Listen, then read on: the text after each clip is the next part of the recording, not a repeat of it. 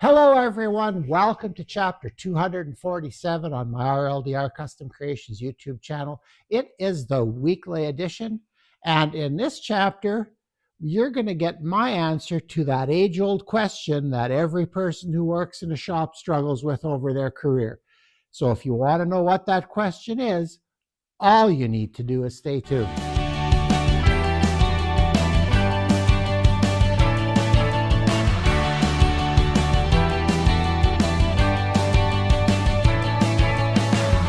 Well, yeah, the age old question that torments the minds and wallets of shop people, whether you're a woodworker, a welder, or whatever thing you do for fun in your shop at home, and maybe a little bit too in your professional situation, what you need and what you don't need.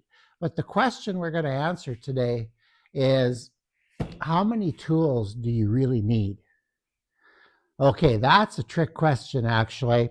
And I'm going to start with an example. So, if you're following my channel at all, you realize that the last couple of videos I've shot footage of building my lumber racks and installing my lumber racks. And while I was building them, I was reminded of something that I just, it was one of those little irritants that affected the flow of my work. So let me explain. Usually, when I'm fabricating something out of metal, I end up using cutoff discs and some grinding discs and some sanding discs, flap discs, okay? Well, I only had two 4.5-inch grinders. And that was a pain because it meant that when I went from cutting to grinding, I had to change one of them. And that affected my workflow. It annoyed me. So my favorite store had the grinder that I always use, a Bosch 4.5-inch grinder at a very good price. Oops. And I bought a third one. So now I have three Bosch 4.5-inch grinders. Oh, I even get a grinding disc with it. Look at that. Okay, and I did drop something on the floor. Ah, yes, the guard. I'm a guard-on person, and I think that's largely because of my work with students, because it was something I drilled into myself. If the tool came with a guard, we put the guard on, okay, that for liability and for safety and all that stuff. So anyway, here's my third grinder. Now I have three that are 4.5-inch in diameter, and I can cut, grind, and polish without changing a disc. The only time I change something is when it wears out. And unfortunately, these Power Fist Princess Auto ones, they wear out a little bit quicker, but I can't justify or afford spending for like Walters or any of the high-end discs. These are good enough for me. Now, if you're observant at all, you've been looking at the table that's beside me and thinking, what the heck are those things? Well, here are four 4-inch grinders, which I'm getting rid of. Yes, they're going to go on a table probably in my front yard, and hopefully some of my neighbors will come and pick them up at a really, really, really good price. Okay, they'll be cheap.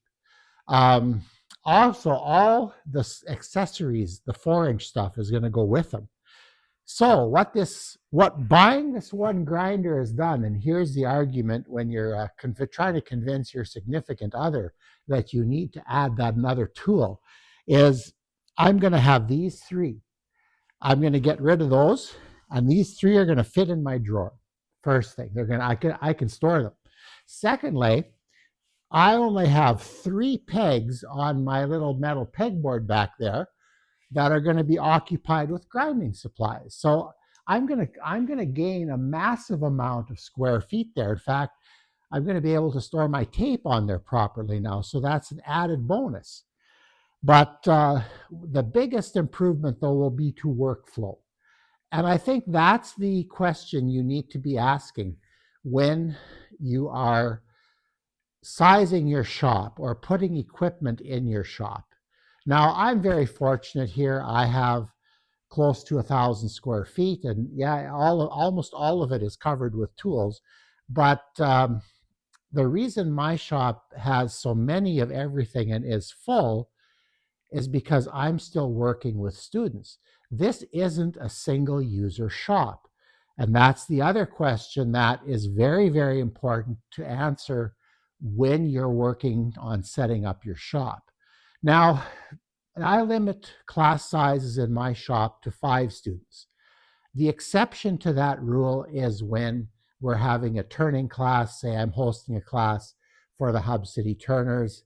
Yes, I know this sounds like a disease, but I have 10 lathes, so we can have a number of turners in here. And usually leading the class is my turning friend Trent. And between the two of us, handling 10 students in here is, it can be done quite nicely, actually. So because of that, yeah, I have 10 lathes. And storing those lathes becomes an issue as well. And I'm going to talk about that just a little later. The other tool that I have multiples of in here are scroll saws.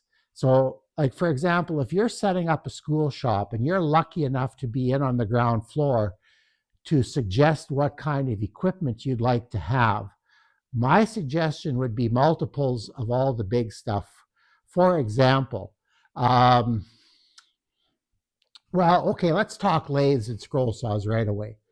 I would suggest if you're setting up a workshop that's going to work with, as many as 20 kids or 20 people, having 4 to 5 scroll saws would be a good idea depending on how they fit into your instructional strategy. I had 6 in the school I taught in because all my grade 7s did scroll saw work, and then they'd share. Usually there was the projects I designed, there was enough to keep everybody busy all the time, whether they were cutting or not. And when we would, and the kids were very good about it, we'd take turns, but we had 6 saws, which really helped. For lathes, my go-to for the school shop would be 4 or 5. Now, again, depending on how your program runs and what you're doing. But running 4 or 5 lathes, that'll probably keep you pretty busy.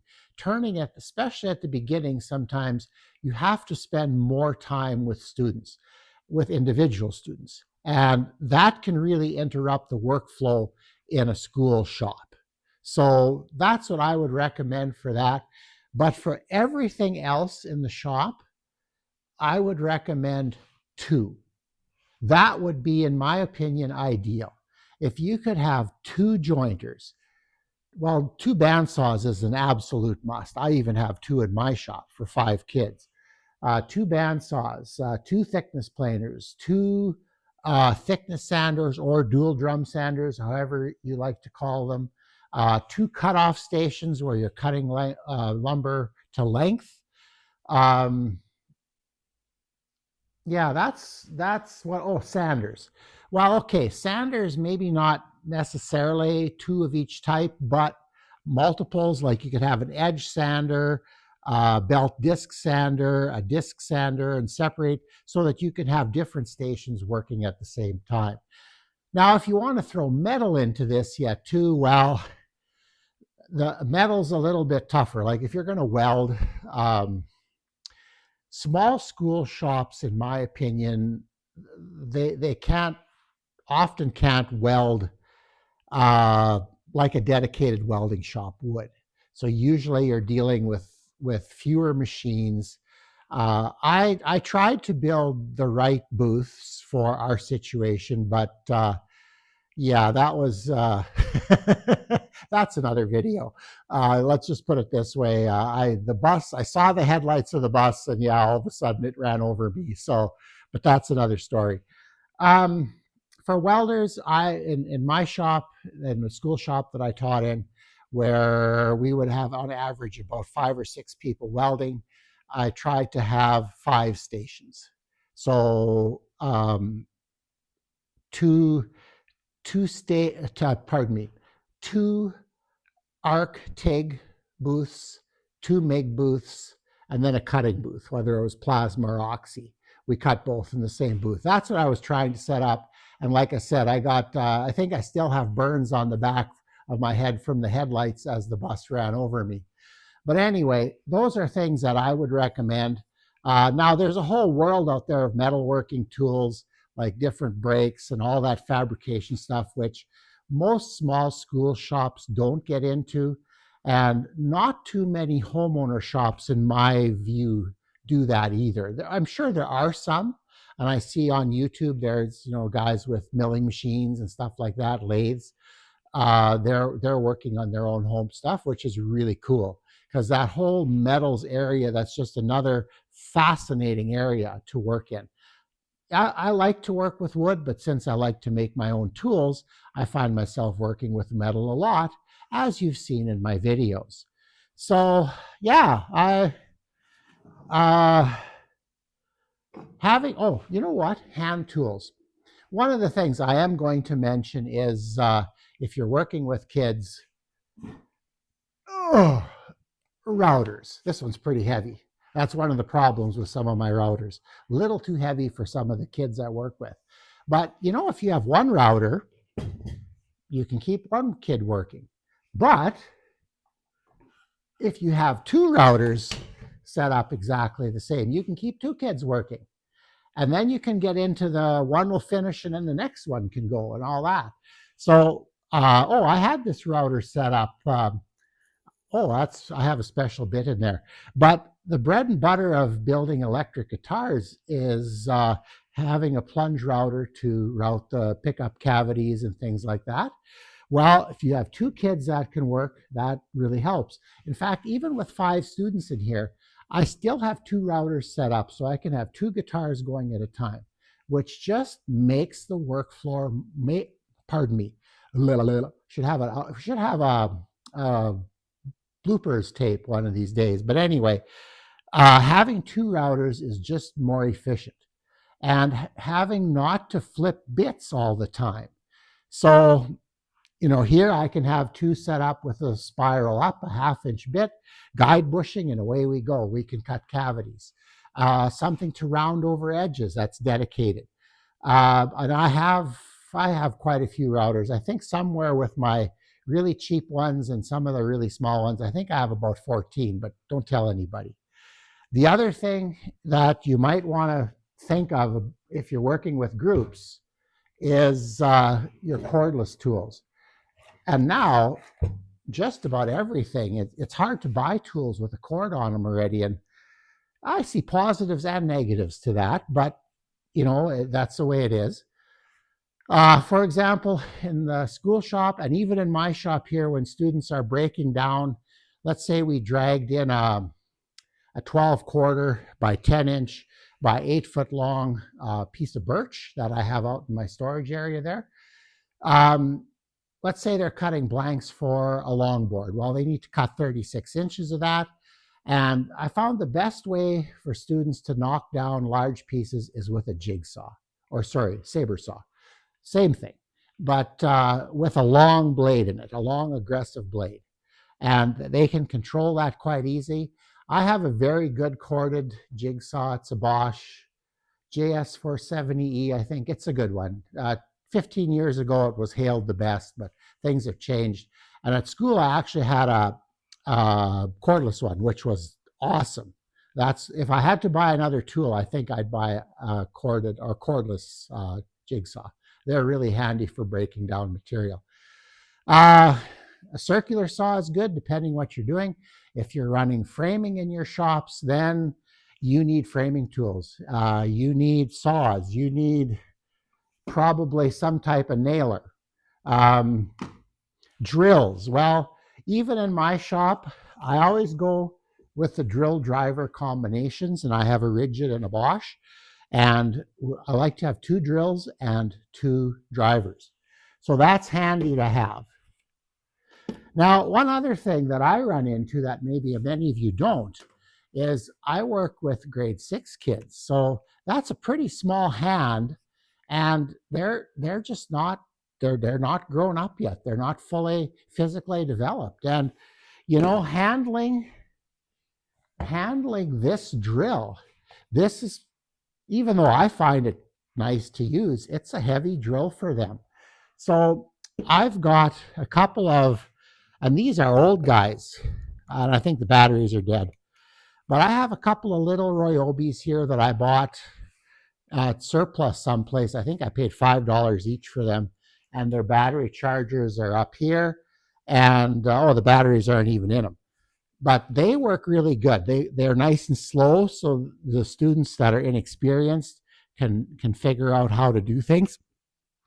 And for putting in small screws, this one works really good. So yeah, and there's things like we could go on and on with this, like clamps and sharpening things and all kinds of stuff. But basically, the amount of equipment in your shop, whether it's your personal shop, a school shop, or a business shop, you need enough stuff to do the work efficiently. That's it. Now, I'm in a bit of a transition here. I'm working on making my shop efficient, but also saving space. So I bought 1 grinder that's going to complete this set, and I'm going to get rid of 4 or 5. It just doesn't fit what I'm doing anymore. So, and that's something that you can do too. So you can, it's a contradiction. You add equipment to make your shop more efficient and to clean it up. It doesn't make any sense, but it does work. So anyway, I don't know, who is this video for? Well, I would have appreciated something like this when I was teaching in the public school system. I was buying routers like crazy, and all of a sudden one day, our principal, who is a bit of a shop person himself, asks me how many routers I planned to buy. And I was quite proud of my answer. I just very quickly said, 1 for every bit we own. And yeah, changing router bits with kids tapping you on the shoulder is not a good thing. So if you have more, you can keep them going. You can say, here, plug this in, and away you go. So anyway, that's my philosophy when it comes to equipment, whether it's a personal shop or the other 2 that I mentioned. Having enough to do the work efficiently, because when you're working efficiently, number 1, you're working more safely. I would argue that. 2, you're in a better frame of mind. You're not frustrated, so you'll do better work. And I think those 2 go hand in hand, safety and quality. So, like I said, I would have appreciated this when I was teaching, because nobody guided me through this. I ended up building shops, basically, and with no guidance. And of course, the people that were in charge of the money always thought that if you had 1, you had enough. So, but unfortunately, to run 1 piece of equipment with a group of kids, in my case, wasn't the way to go. So anyway, so when your significant other bothers you about buying more equipment, you just direct them to my videos. Say, that guy has 10 lathes and 4 scroll saws and 2 band saws, and he's a lunatic. Just point in my direction, and then when they see that you're just buying 3 angle grinders, they'll say, oh, it could be so much worse. So anyway, on that note, yeah, have enough equipment to work efficiently. I think that's about all this video needs to say. And maybe you knew that already, but maybe you didn't. So if you're setting up your own shop or a personal shop, buying, like for example, these grinders, now I have 1 set of consumables for all of them. Think about that. So anyway, on that note, we'll see you on the next one.